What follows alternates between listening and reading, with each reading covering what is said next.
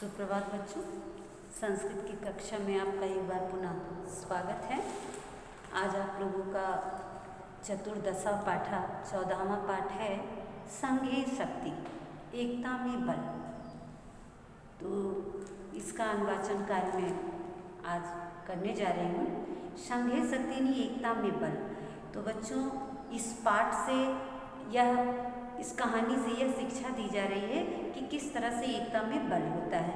तो इस कहानी को आप ध्यान से सुने और देखें कि किस तरह से जो है ये सच होता है कि एकता में शक्ति है। दक्षिणाते जनपदे महिला रूप्यम नाम नगरम आसीत्। दक्षिणात जनपद में महिला रूप्य नाम का नगर था। तत्र एको विशालो वन वृक्ष आसीत्। वहाँ एक बड़ा बरगद का पेड़ था। तस्यैव वृक्षस्य शाखायां लघुपतनको नाम काका प्रतिवसति स्म। वहाँ उस वृक्ष की शाखा पर एक लघुपतनक नाम का कौवा भी रहता था। शाखायां लघुपतनको नाम काका प्रतिवसति। लघुपतनक नाम का कौवा रहता था।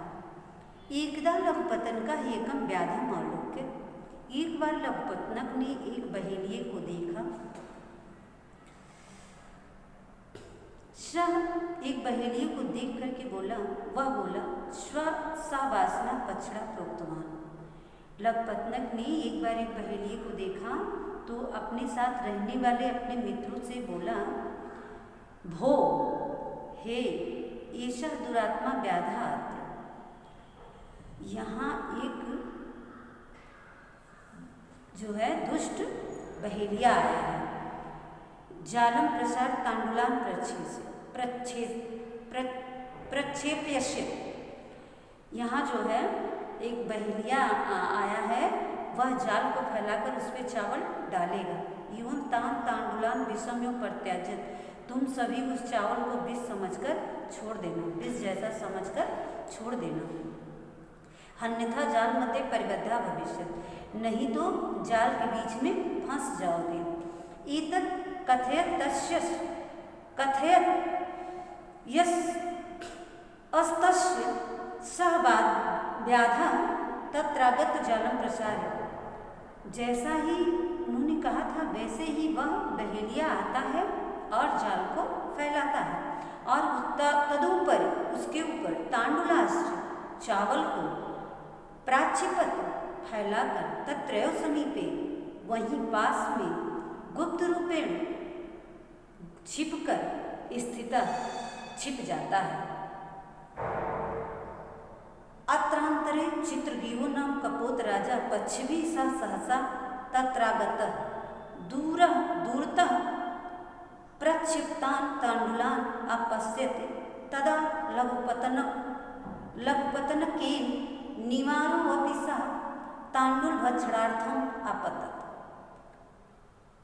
कुछ समय के बाद वहाँ चित्रग्रीव नाम का कबूतरों का राजा पक्षियों के साथ वहाँ आता है।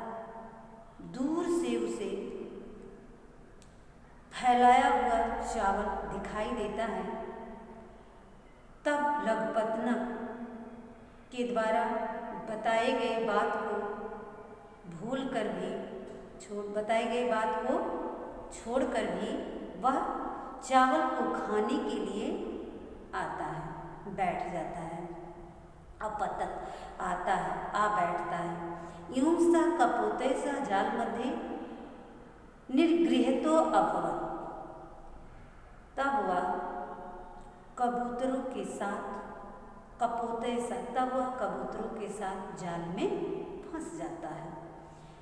सह च व्याधः यदा कपोतान जाले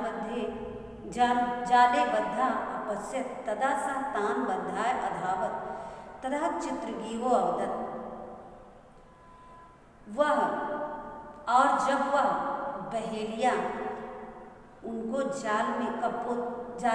कबूतरों को जाल में फंसा हुआ देखता है, तब वह उनको मारने के लिए दौड़ता है, आता है।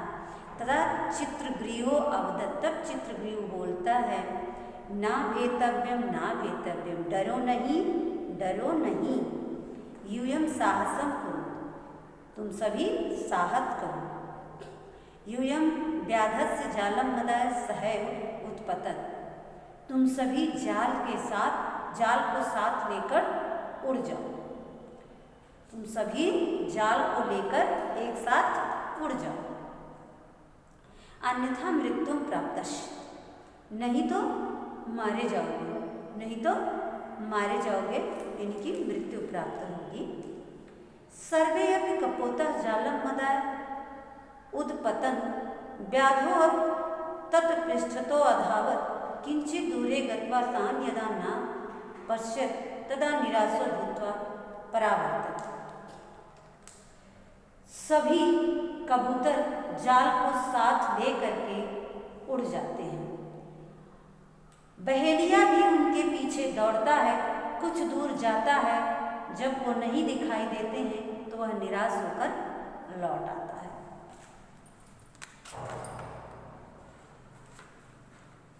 चित्रग्रीव कपोतानुवाच। चित्रग्रीव कबूतरों से बोलता है। हिडायका नाम चित्रग्रीवा कपोतानुवाच।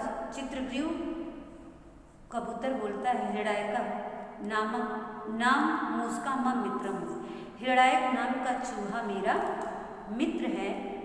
सह एवतत पासच्छेदम करिष्यति, वह इस जाल को काट देगा।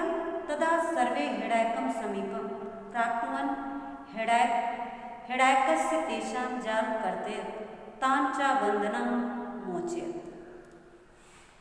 तब सभी हिडायक के समीप जाते हैं। हिडायक ने उनके जाल को काटकर उन सभी को बंधन से, उनके जाल को काटा और उन सभी को बंधन से मुक्त किया। तो बच्चों, इस कहानी से आपको उदाहरण स्वरूप यह कहानी सुनाई गई है, जो बताई गई है कि किस तरह से एकता में बल है।